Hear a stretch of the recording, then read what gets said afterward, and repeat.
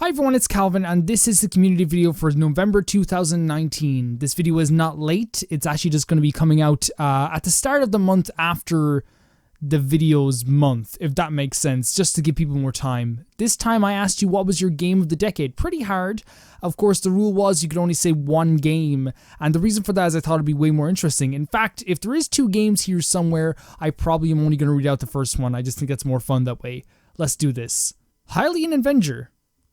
I've got to go with Breath of the Wild. I put almost 3 hours into getting 100% on it, and I've loved every second of it. I love Breath of the Wild, and I think that's like one of the shoe runners, or the front runners at least, the shoe-ins, the shoe runners. I mix front runners with shoe-ins, and that's probably a new thing, to be like game of the decade. It was such a fantastic game. I was lost in that world.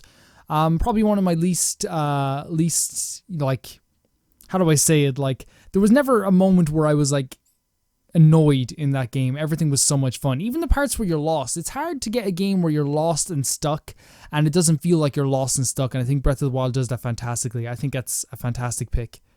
Logo C. Game of the decade for me, it's Overwatch. I always go back to it after I finish a new game. That's like a really neat game as well because, again, Overwatch took the world by storm. It's hard to believe that there wouldn't be someone here that would mention it. A great hero shooter. I think honestly put hero shooters like on the map in terms of the mainstream audience, and such creative characters, such beautiful designs. Never played it myself, but I know people love it that have played it. It's always so really cool to have shooters be represented on this list as well, so thank you very much, Logo C. Daniel Garcia. Of this decade? Well, that has to go to the grand strategy game Hearts of Iron 4 by Paradox. I think you've mentioned this before, Daniel, and I have not gotten around to actually trying it out, but maybe please keep suggesting to me, or like keep like mentioning it, because I think I'm gonna have to try it out at some point, because if this is, I like strategy games now. Maybe I'm not very good at them, but I do like to try and play them, and I did not think that we would be getting a game on the list that I have not really seen a lot of or any of, and that's actually pretty cool to see that. Byleth, cool name.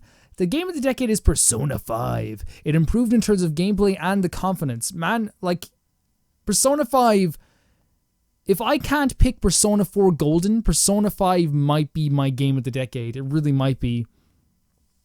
There's not a moment in Persona 5 that I didn't feel just like emotionally attached and immersed to the world that I was in.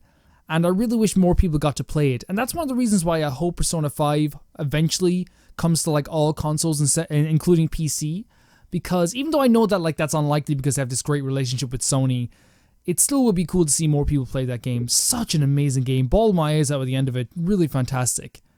Carol Benjamin. Splatoon. I just had so much fun and had good memories with the original. I loved the style, characters and environments and weapons. I remember being hyped for even small updates where they would add only a few new weapons. It was a fun time. Well, like, that's the thing. If you have that one game that you love dearly, and I don't think I've told anyone this, but like I was crazy into Destiny when it came out, the first Destiny, Destiny 1, I guess you should call it. Strangely enough, like, I fell off around Destiny 2 because they told me I couldn't finish my character. But I get what you mean. You're so excited for like the little things. You like when a patch note comes out, you're like, oh my god, what did they add? What did they take away? And I don't really have a game like that right now. I don't really have a game at all like that right now, and it kind of feels empty in some ways. Splatoon 2 might be a good thing to try. I don't know if they're going to bring out Splatoon 3. Probably not anytime soon. Angie ASMR. Stardew ASMR, man. I like love the sound of like tapping. I don't know if you can hear that. Like, who doesn't like that, like, you know? Or the sound of like someone like fixing some, I don't know. That's a nice sound. Stardew Valley. I've loved all 600 of the hours I put into it, and there is still so much more for me to do. A game I'll never get bored of with awesome characters. Stardew Valley. Man, like, why is it that like I feel like I have played so many games? I think I played like upwards in like hundreds and hundreds of games this decade, but there's still games that are like so super popular and super awesome that I haven't tried, and Stardew Valley is definitely one of them.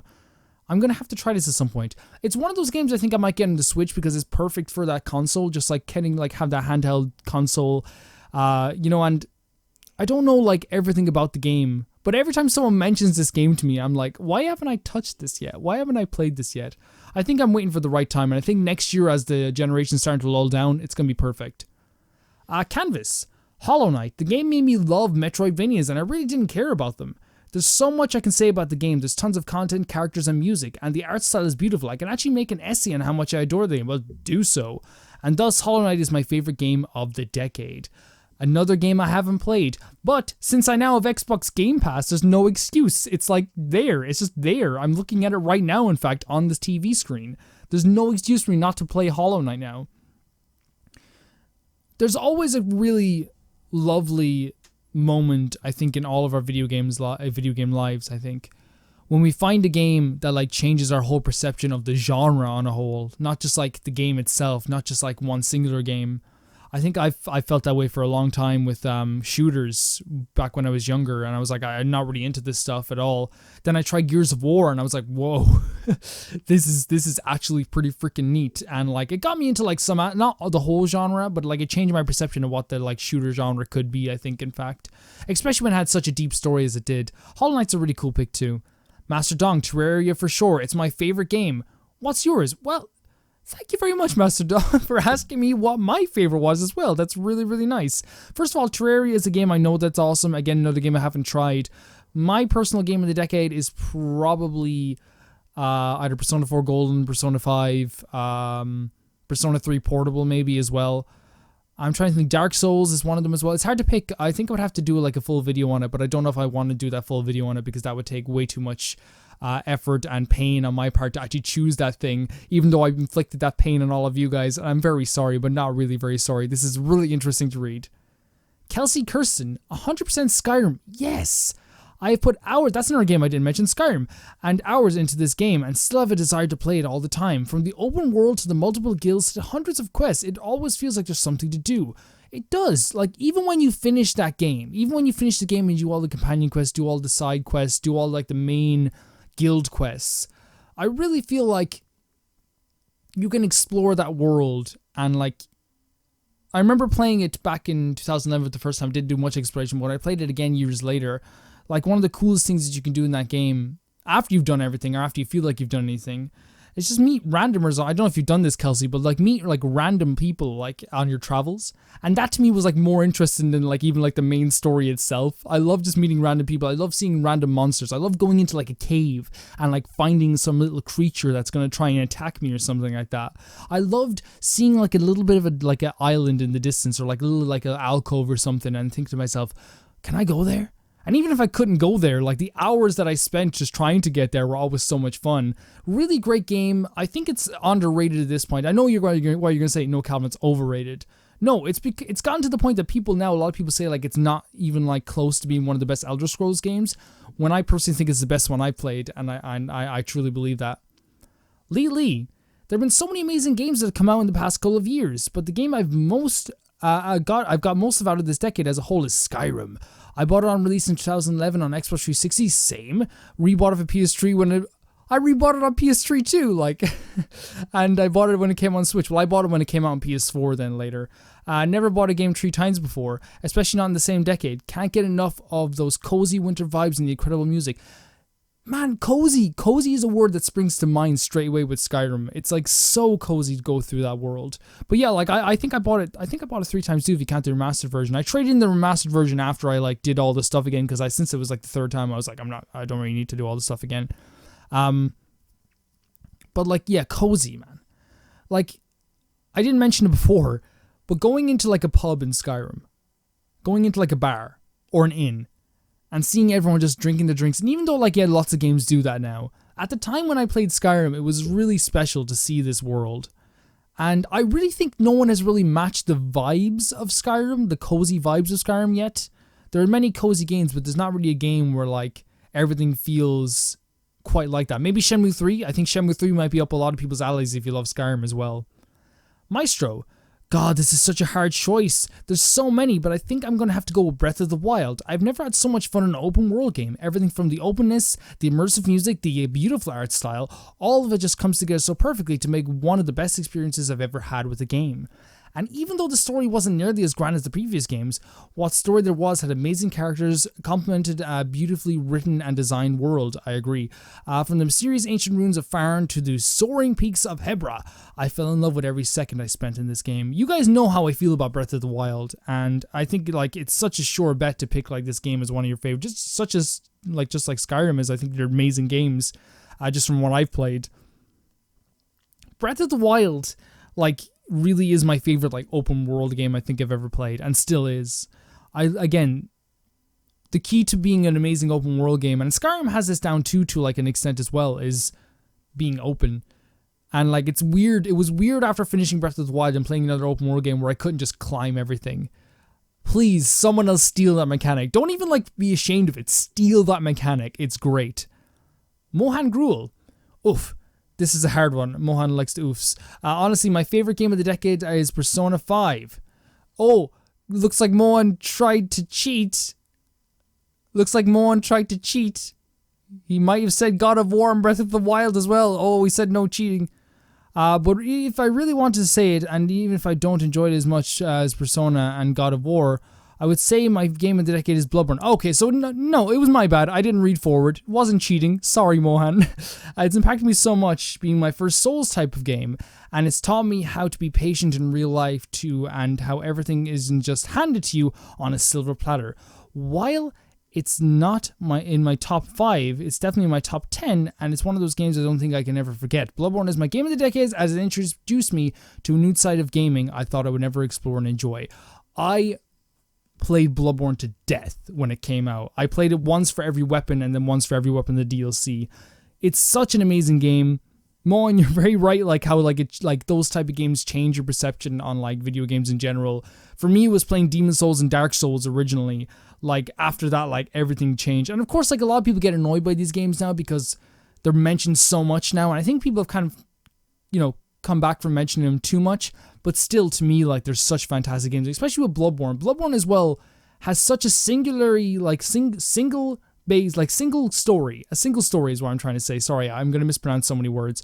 It's a single-based story that has, like, nothing infecting it, if you know what I mean. There's no, like, sequel. There's no prequel. It's one story that is so amazing on its own. And even if they do a sequel, I truly think that they should do a separate story altogether. They shouldn't infect the story. It's so good on its own, and that world is so good, and the lore is so good, and it's even horrifying at times as well. Zanpan Khan, Dark Souls. This game changed my perspective on gaming itself.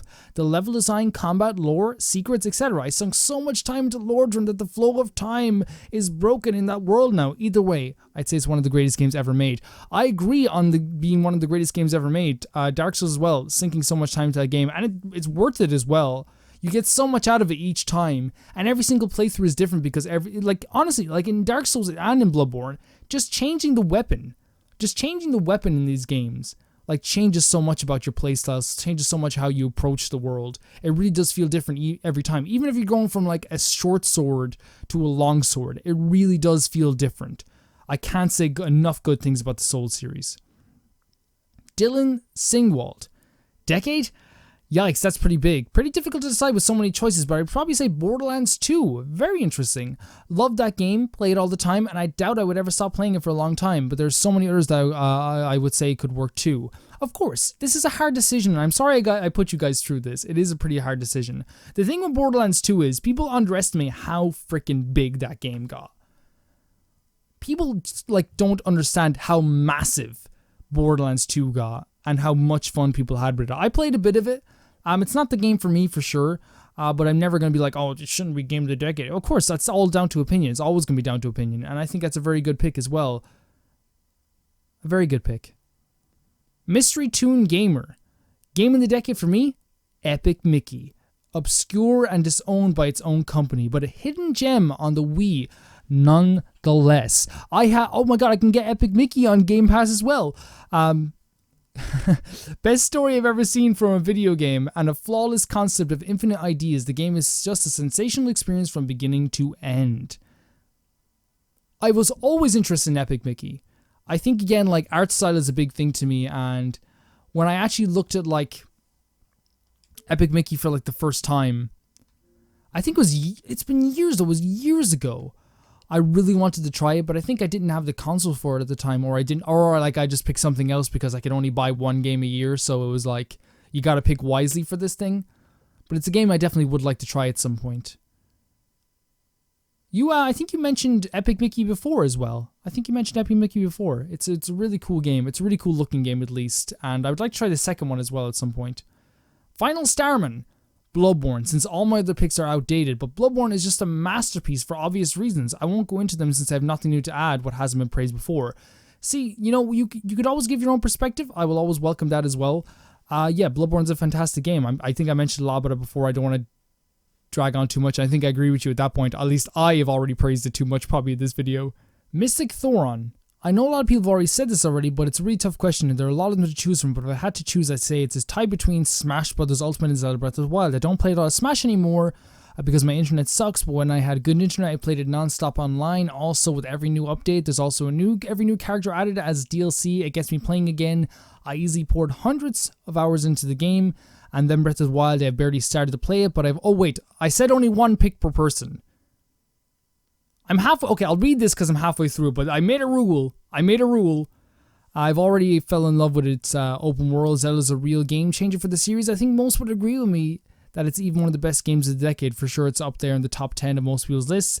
These two are some of the most influential games, those respective franchises, as well as for gaming in general this decade. One of the best fighting games of the decade, the other being one of the best open world RPGs. That's why I picked those as my top games of the decade. I did say one per person, but don't worry about Mystic Thorn. Maybe I wasn't clear on the whole rule thing. Don't worry about it. It's not a big deal. Ghidorah.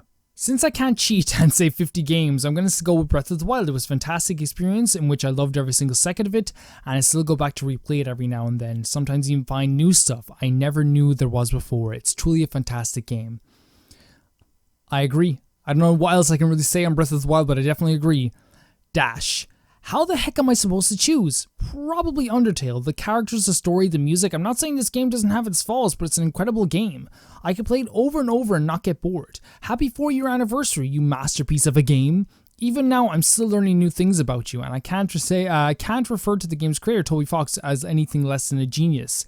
Other candidates probably include... I think I'm going to employ the rules here. Alright? Dash, I love you. But okay, no, I broke the rules for one person. Oh, shit. Okay, Breath of the Wild, Super Smash Bros., Kirby's Return to Dreamland, Minecraft. There you go. Okay? We were laughing about this in the Discord, how, I was like, alright, guys, only one pick per person and no cheating. And everyone was like, we're gonna cheat. And then I was like, no, I'm just not gonna read out one. But you guys know I'm a freaking sucker. But next month for sure, we're doing one per person. Or maybe not. Everyone knows that I can't resist reading out these answers. Let's keep going. Paper Mario 64 is better than the 1,000-Year Door. I wouldn't know. It's a great name.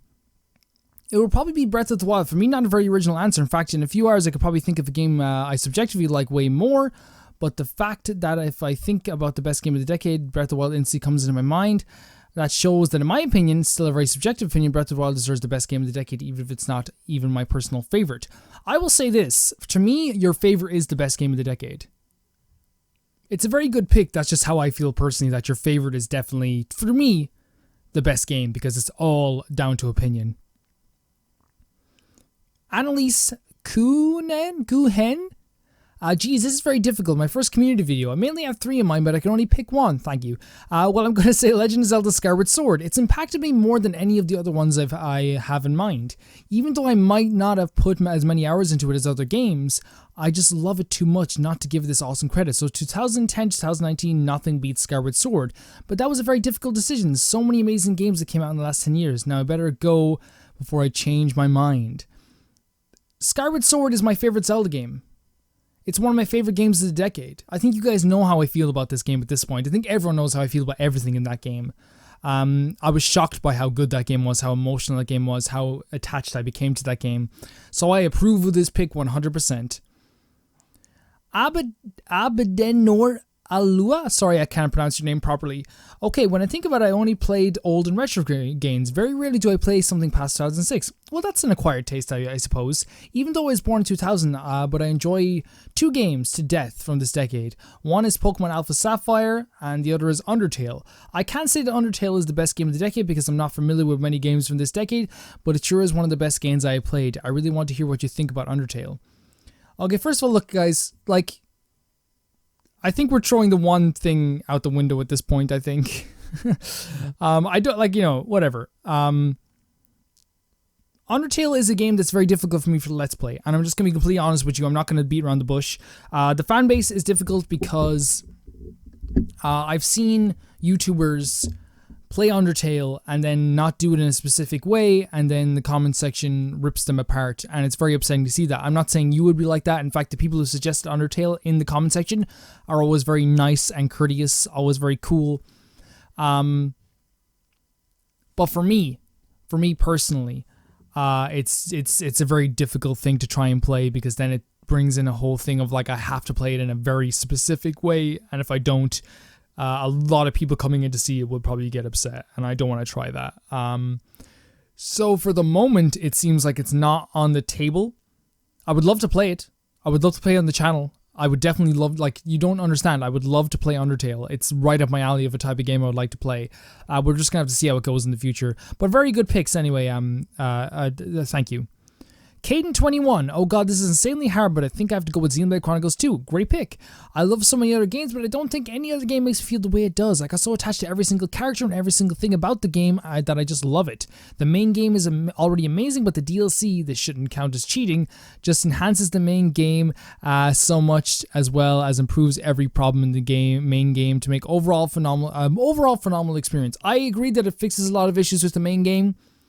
One of the DLCs that I downloaded was just like a difficulty slider. Stuff that I found to be irritating was no longer irritating because I could just turn down how tough it was, and I was able to like get past it in that way. Haven't played Torna myself. It is a part of the game. I consider that to be a part of the game. DLC to be part of the game. Even though it's standalone, I do consider it to be part of the game. Really fun game. Wouldn't be my favorite game of the decade. I don't know where I'd put it. It's not even my favorite Xenoblade, but it's a really fantastic game. June, with the fantastic profile picture. My game of the decade is, to no one's surprise, Persona 5. The gameplay was really smooth, and even after 200 hours, I never got bored of it. And while I don't think its cast of characters was as great as Persona 3's or Persona 4's, I agree, they were still excellent and made the game feel truly special. I had extremely high expectations for this game, especially after all the delays, and it certainly did not disappoint. Side note, the music was fantastic and definitely one of my favorite video game soundtracks. I also think the same about that too. Persona 5, yeah. Finished my second playthrough, or like, yeah, I think I finished my second playthrough to get the other confidence I missed. Really superb game. I've talked about it before how much I love Persona 5. It's a clear obsession to the fact that people just think I'm a Persona kid now. Great, fantastic pick. It's very clear that like when it comes to the end of the decade, if we're not talking about all these games in this community submission videos, it's going to be very, very strange. Super Mario Galaxy 2 says Hyper7, aka Skinjfro. Yeah. It came out this decade, didn't it? I don't know. I wouldn't know at all.